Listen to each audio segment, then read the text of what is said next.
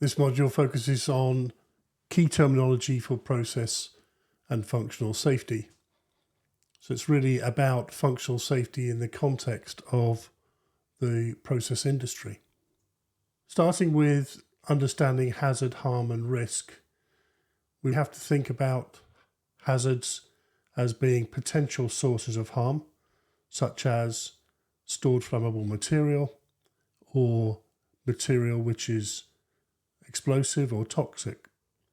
A hazardous event would be something where that material gets to a place it shouldn't be, and we call that loss of containment.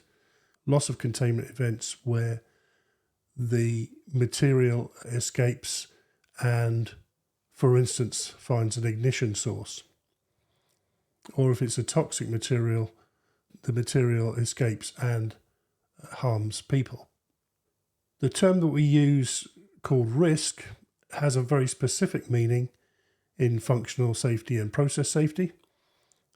And it's a combination of the frequency of occurrence of an event, so the hazardous event, and the severity of the harm that event causes. So it's a combination of frequency and severity when we talk about risk. In the United Kingdom, the Health and Safety Executive came up with a framework that they called ALARP, or as low as reasonably practicable. You can see here that broadly speaking, there are 3 regions in the ALARP concept. There's an unacceptable risk region where the frequency of events that could lead to fatality is too often. And in the UK, we define that as 1 times 10 to the minus 3 per year, or 1 in 1,000 years. Then, given that the concept cannot include zero risk, the lower region that you see as item number 3 here is called the negligible risk region. And that's defined as below, so a frequency less than 10 to the minus 6 per year, or 1 in 1,000,000 years. So recognizing that there is a region in between these 2 extremes, we call this the tolerable if ALARP region. So it's tolerable if it's as low as reasonably practicable. It means weighing the risk against the trouble, time and money needed to control it or reduce it further. Although the concept of ALARP comes from the UK, it is a concept which is directly talked about in IEC 61511 Part 3. When we look at the principle of safety integrity levels, we'll see that we're often looking at trying to reach a target frequency for an event. And when we talk about those target frequencies, we can relate those to the ALARP concept. It's helpful to get some measure of everyday risks or comparison of everyday risks. The risks that we're used to being exposed to rather than industrial risks, such as air travel or rail travel, road travel or travel by motorcycle. And we can see that relatively speaking, these each have different risks associated with them. Air travel being typically regarded as in that negligible region that we talked about, rail travel also being in that region. Road travel probably being in the ALARP region, as in we tolerate it, we know that there are accidents that occur, but we typically accept it based upon the benefit that we receive from being able to travel by road. And then finally, travel by motorcycle, which is tending towards the unacceptable region, albeit those that carry out that activity choose to do so knowing the risks involved.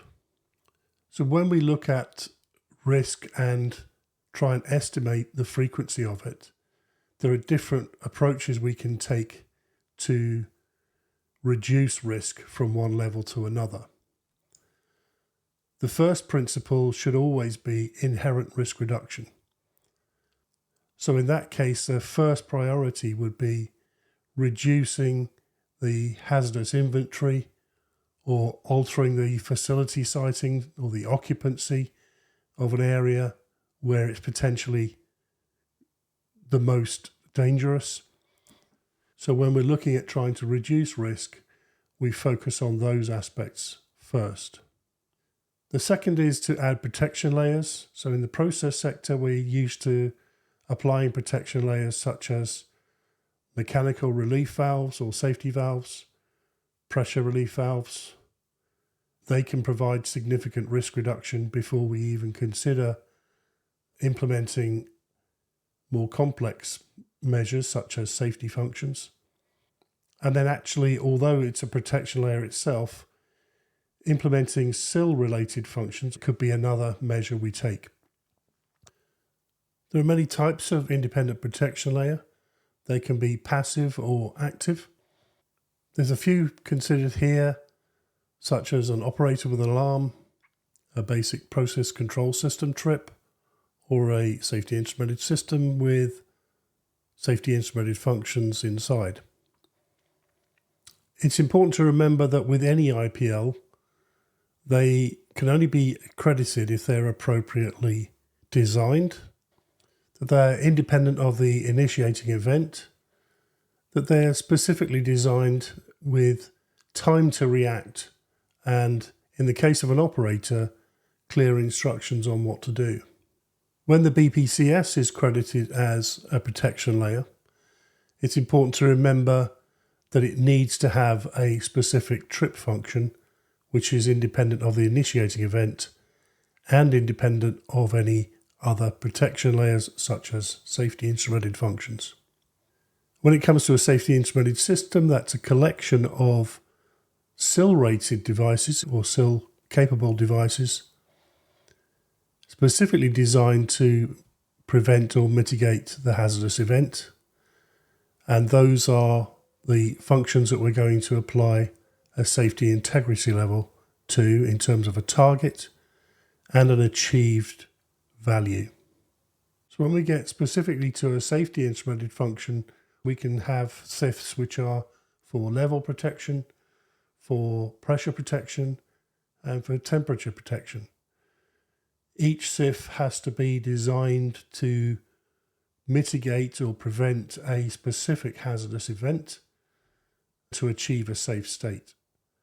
Some examples here, such as high level in a tank, or high pressure in pipework, or low temperature. We can think of safety functions which are both high and low at the extremes of the design capacity, and the safety functions get used to prevent things from escalating further, either in the high or the low direction. Safety integrity levels can be looked at in a number of different ways, but a SIL is applied to a safety function. So when we consider that a pressure relief valve, for instance, is providing a safety function, but it's a mechanical element. When we look at electrical or electronic elements that sense something, have some kind of logic, and then take an action such as closing a valve or switching a pump on or off or starting a fan, those kind of safety functions where there's an active protection which involves electrical, electronic, and sometimes software related elements, then we give these a safety integrity level target. SIL 1 would be between 10 and 100 times risk reduction. SIL 2 between 100 and 1,000. And SIL 3 between 1,000 and 10,000.